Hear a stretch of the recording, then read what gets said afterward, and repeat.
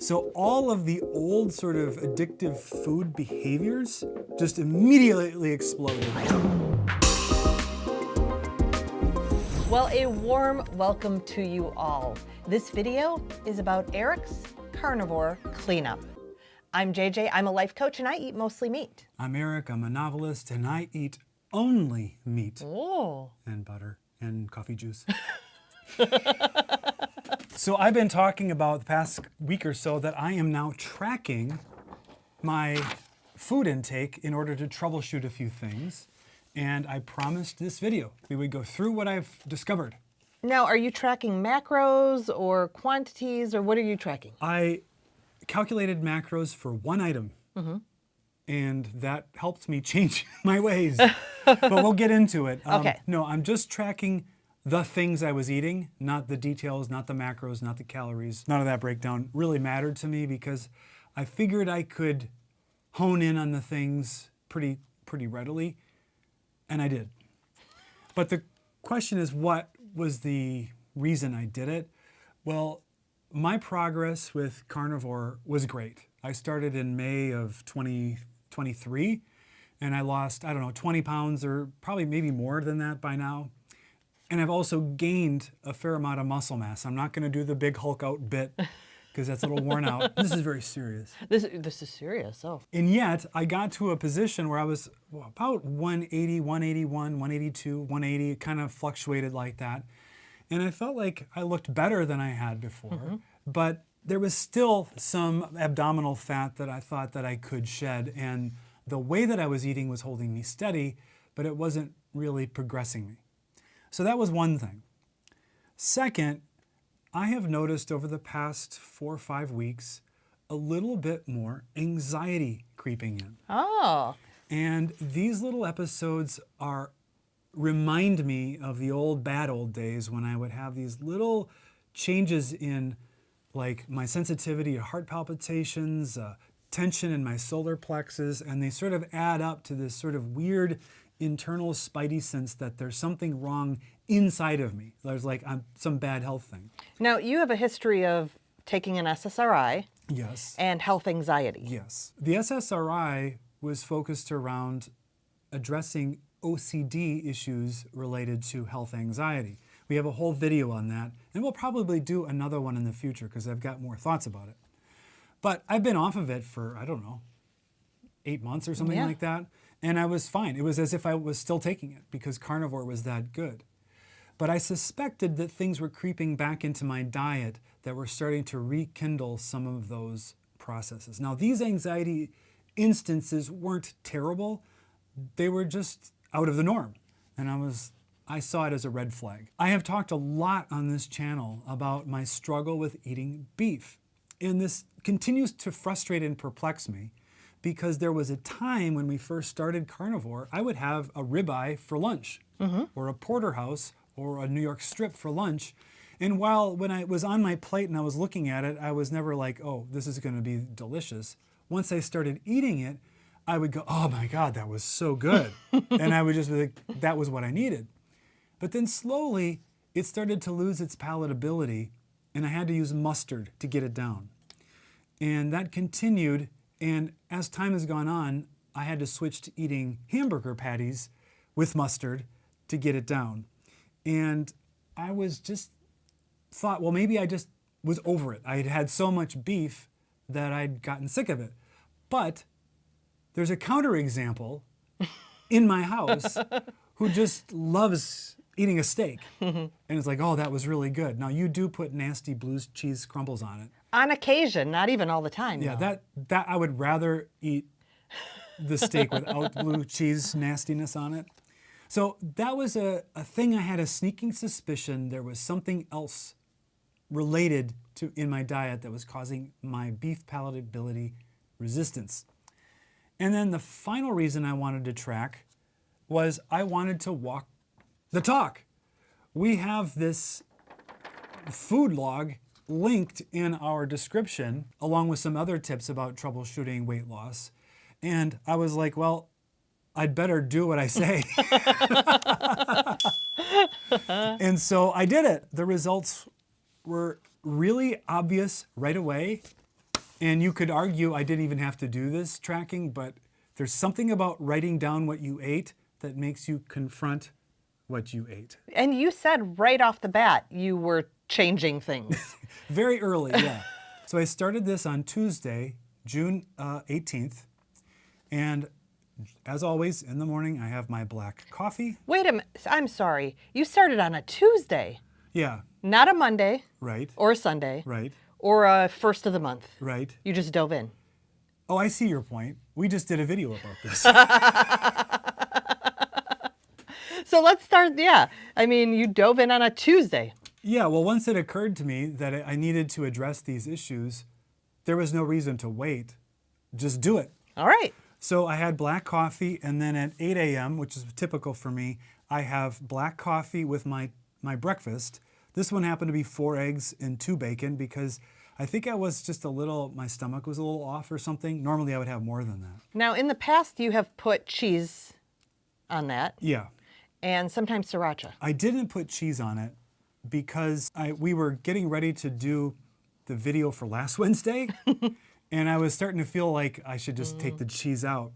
But when I had lunch at noon, I did have cheese because I had this Carnivore flatbread. Oh, And it should be called Keto flatbread. But it's made out of cottage cheese and eggs. yeah. You put a little, what is that bagel seasoning? Everything bagel seasoning. Everything bagel we used. seasoning.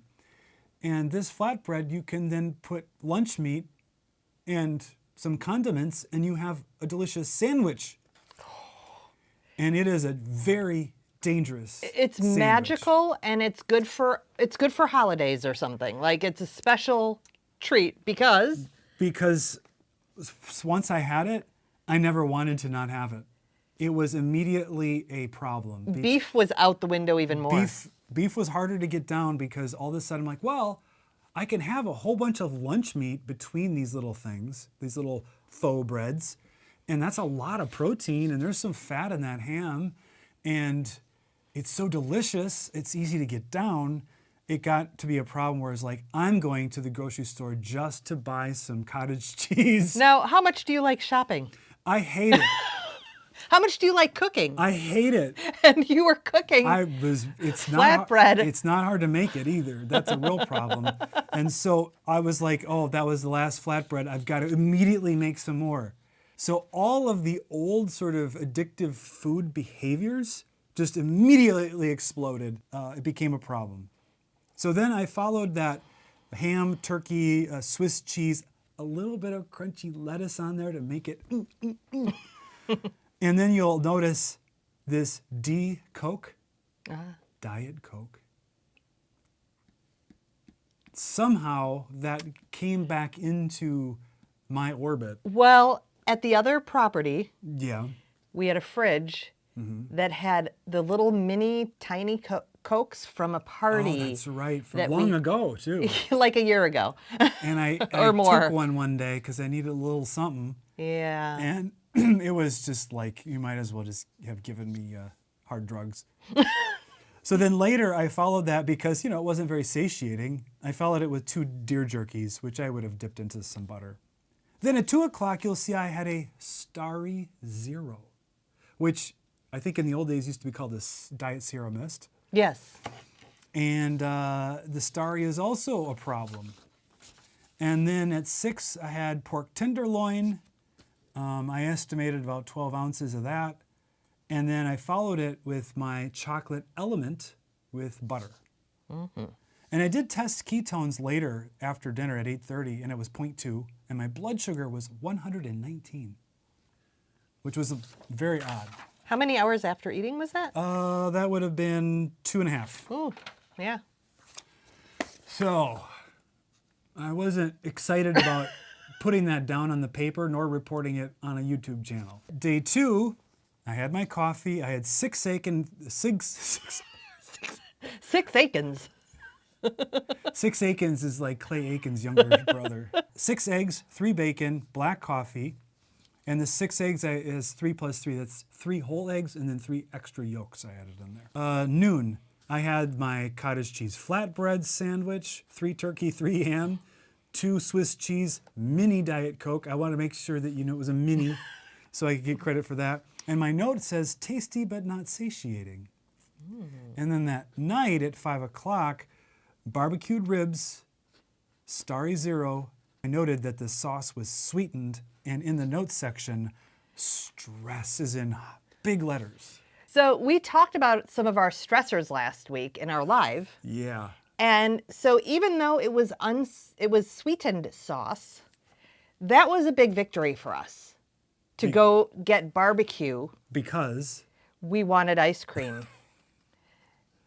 Yeah, we were really resisting the urge to stress eat last week. And so that was a victory. the next day, I had my coffee. I had coffee, 6 eggs, 3 bacon, 5 McDonald's quarter-pound patties with cheese, and a mini Diet Coke. A tonal resistance training for 30 minutes. Upper body was hard.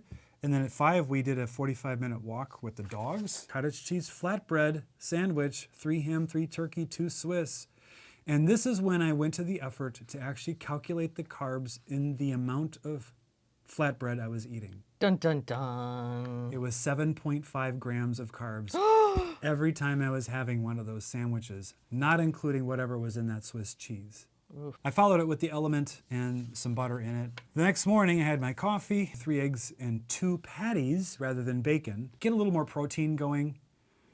There wasn't really much thinking about it. I had my Element with the butter. The tonal is a resistance exercise, another upper body. 3 hamburger patties, 5:30 cottage cheese flatbread sandwich. So this is becoming a daily Yeah. pattern. And it was pretty obvious after I wrote it down again and again and again. I'm like, oh boy, this isn't a treat. This is my life. So I had my coffee. I had 8 eggs and 3 bacon.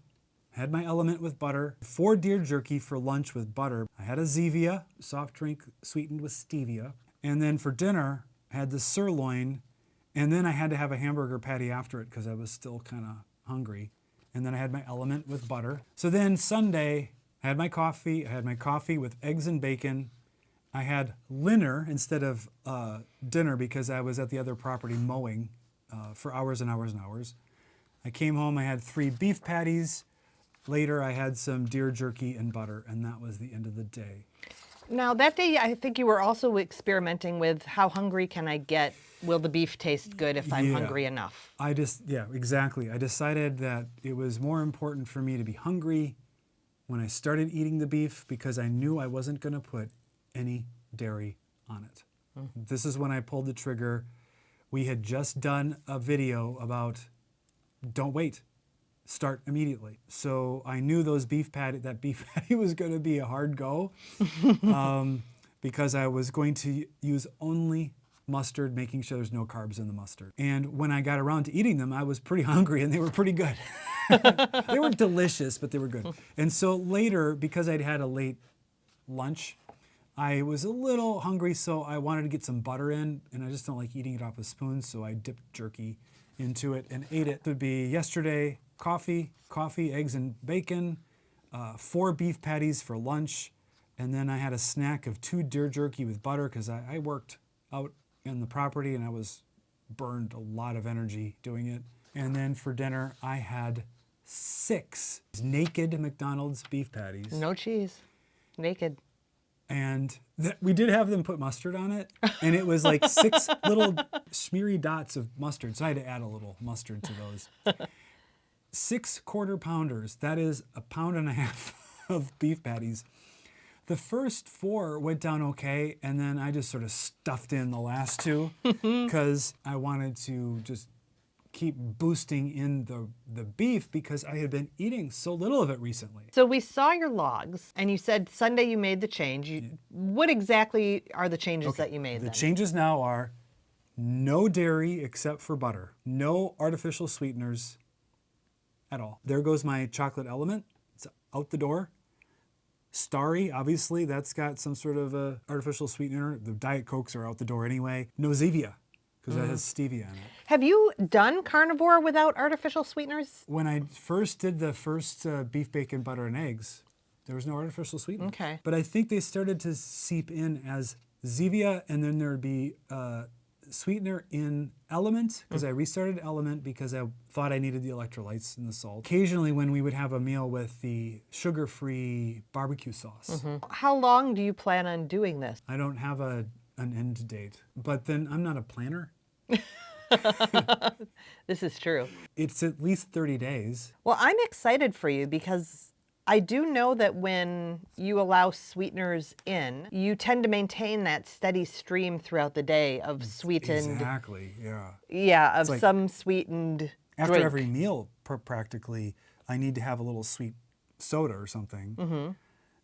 It's just an automatic kind of reflex. And with certain foods, if it doesn't have sweet on it, it's hard for me to get down. And this is where it gets to the palatability of beef, is I think that I'm so used to having a sweet either while I'm eating it or some sort of sauce, like a barbecue sauce on pork, that when I taste the natural flavor of the meat, feels like it's missing something in the flavor profile or it's unbalanced in flavor. You were even telling me a couple weeks ago my beef was bitter. Like, Yeah.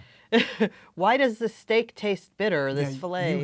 you had cooked it and I was like, you didn't taste it at all. No. And to me, the beef actually tasted bitter, and I couldn't understand why, but I think it's because I'm so hyped up on that need for sweet. I expect that with going without, I will recalibrate my palate. I'm going to experiment with something I heard on Steak and Butter Gal, of when there is a little craving, have a little butter. Yes, I just was listening to that as well. Because another thing I noticed is that when I first tried a spoonful of butter, the Kerrygold salted, it was way too salty. So I'm going to try it with unsalted butter. But I also noticed that when you season beef the way you like it, it tends to be way too salty. So I just wonder if my whole salt sensitivity is also screwed up. Well, and maybe you just don't need as much as I do. Yeah, maybe. Because I've been listening to Bella and her gang a lot recently, I ran across their concept of priming. Yes. And you know everything there is to know about it. I'm not an expert, but I am part of their community, and I did some priming. It was very challenging. I'm an intermittent faster, so it was extremely challenging for me. Why would that be? Because the priming period, and I don't have it exactly in my head, but it was like 2 weeks long of eating 3 meals a day until you're comfortably stuffed. And I have been fasting for a couple of years, and eating 3 meals a day is not in my eating vocabulary anymore. So it was a big challenge. I really felt gross eating Okay. that much food and just way too full. Did you do 2 weeks of it? I don't even, I think I got 10 days, or I don't think I got the full 2 weeks. And Yeah. did you gain weight? I don't think I gained weight. Interesting. I'm not sure I gained weight on it. I don't think I did it. But one of the theories, as I understand it, is that even though I've been eating fine until I'm satiated, at least I think I am, I may not actually have all the nutrients that I need. Right. And so priming really assures you kind of almost overeat a little bit to give the body a sense of abundance. But at the end of it, I don't know what you're supposed to do. I know they have a whole fasting program. I'm not really that interested in fasting at this point, but maybe Right. I will be. I don't know. Right. And that is, I know that is part of the priming as well. You explained it well. The body's well nourished. And then it moves into their fasting protocol. And by the time you're done, then you are like, please, can I skip a meal? Please. I'm so sick of eating. I already feel like that, so maybe I've already primed. I don't know.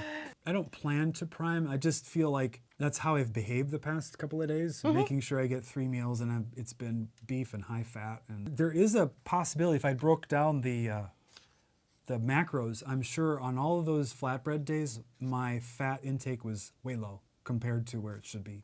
Yeah, you've said that for a while, Yeah. especially on those sandwich days you were And thinking.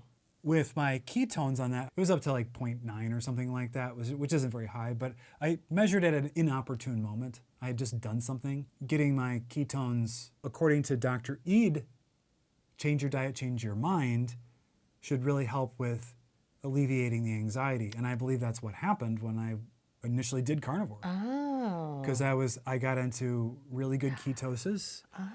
My mind healed. Obviously, I wasn't getting any of the seed oils anymore because didn't eat any of that stuff.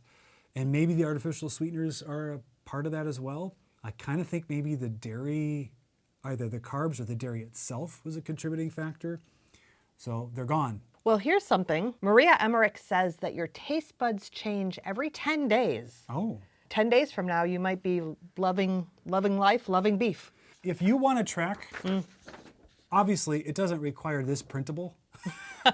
But this printable worked really great, and it's easy to print out and write on, and you can get it in our Level Up weight loss thing that's linked in the description below. There's also a little bit of information about thyroid, a little grid to take waist measurements and other body part measurements on. And one of my favorite life coaching tools to help with mindset. So are you going to keep this all a secret as you do it, or like I would probably do, or are you going to report on it? No, I'll keep reporting on it. We do a live on Fridays, generally speaking, at a random time. Good luck. Yeah. Maybe we'll firm that up in the future, but there's too much going on right now to know any given Friday when we're going to do it. Yeah. So I think we'll keep touching on it, and then we'll do a follow-up, I don't know, maybe in a couple weeks or a month, just to see what the upshot of it was. Yeah, I'm excited to see. And if you've ever done this kind of thing where you've cleaned up your carnivore, let us know in the comments.